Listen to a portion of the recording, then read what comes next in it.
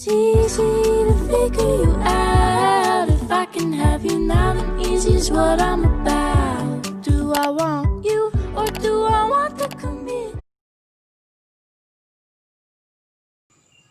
Pengertian dualisme. Dualisme merupakan suatu konsep yang sering dibicarakan dalam ekonomi pembangunan. Apalagi kalau kita membahas tentang sosial ekonomi negara sedang berkembang. Konsep ini menunjukkan adanya perbedaan bangsa-bangsa, kaya dan miskin, dan perbedaan antara golongan-golongan yang terus meningkat di suatu masyarakat.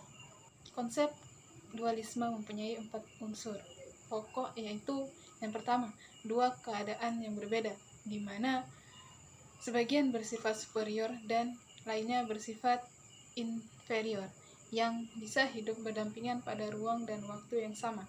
Yang kedua, kenyataan hidup berdampingan itu bersifat kronis dan bukan transisional. Yang ketiga, derajat superioritas atau inferioritas itu tidak menunjukkan kecenderungan yang menurun, bahkan terus meningkat. Yang keempat, keterkaitan antara unsur superior dan unsur inferior tersebut menunjukkan bahwa keberadaan unsur superior tersebut hanya berpengaruh kecil atau bahkan tidak berpengaruh sama sekali dalam mengangkat derajat suatu unsur inferior. Jenis-jenis dualisme. Yang pertama, dualisme sosial. Dualisme sosial ini merupakan di dalam suatu masyarakat tersebut terdapat perbedaan yang sangat mencolok antara kegiatan dan organisasi ekonomi yang dikembangkan menurut cara-cara yang modern, yang menggunakan teknologi modern, dengan organisasi masyarakat yang berkembang menurut cara-cara tradisional yang telah biasa dilakukan di dalam masyarakat tersebut.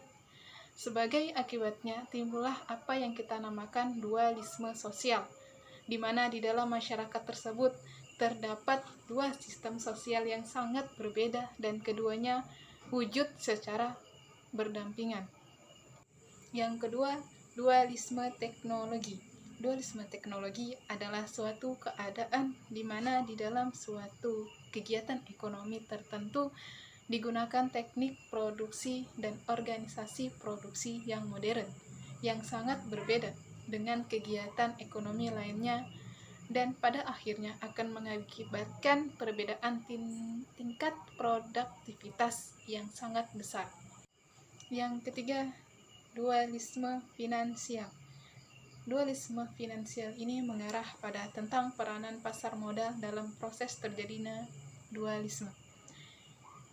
Min membuat analisis mengenai pasar uang yang terdapat di negara sedang berkembang atau NSB dan menunjukkan adanya dualisme finansial.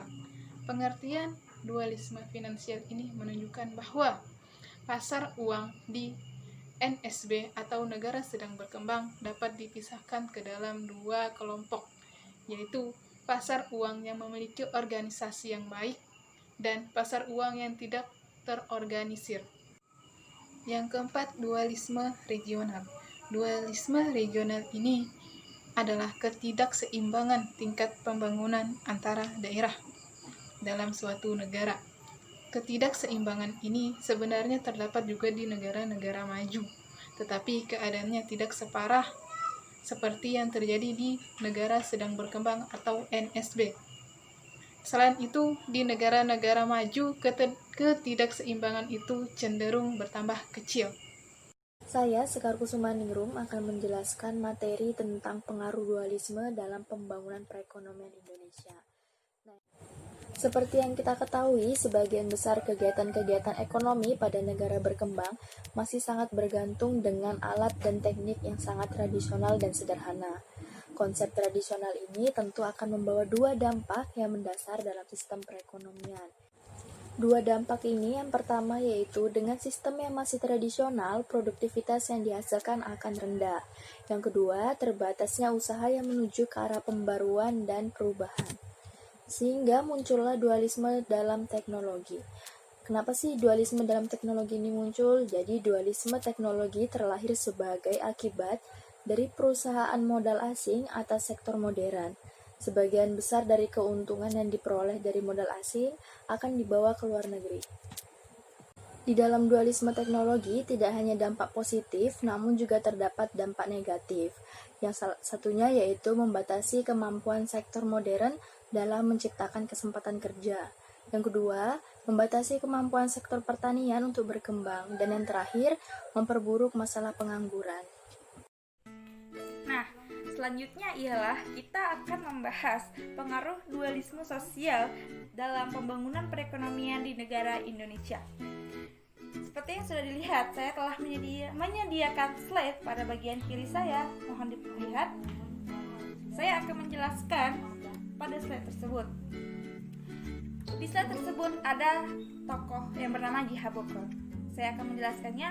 Pada tahun 1910, seorang ekonom Belanda yang bernama J.H. Boeke tersebut menyatakan bahwa pemikiran ekonomi barat tidak dapat diterapkan dalam memahami permasalahan perekonomian negara-negara yang telah dijajah atau negara tropis tanpa suatu adanya modifikasi teorinya.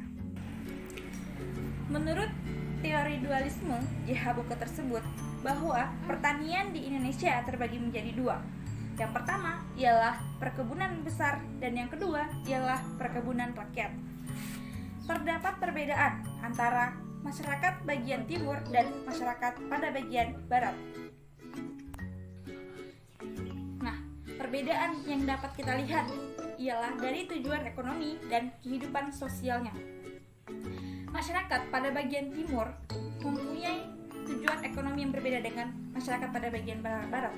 Masyarakat pada bagian timur mereka hanya akan hidup bersenang-senang apabila kebutuhan pokoknya sudah terpenuhi.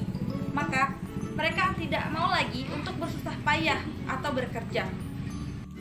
Nah, jadi teman-teman, perbedaan tersebut karena akibat penjajahan orang-orang pada bagian barat. Apabila tidak terjadi kedatangan orang-orang barat, mungkin sistem prakapitalisme Indonesia dan dunia pada bagian timur umumnya suatu waktu akan menjadi sistem kapitalisme. Jadi, inilah teman-teman, mengapa pembangunan perekonomian di Indonesia banyak sekali ketertinggalannya. Hal ini disebabkan karena sumber daya manusia negara kita, pola pemikirannya hampir sama dengan masyarakat pada bagian timur. Bab yang terakhir adalah bab 6, yaitu membahas tentang kasus dualisme yang terjadi di negara berkembang. Negara yang kami pilih adalah negara Indonesia.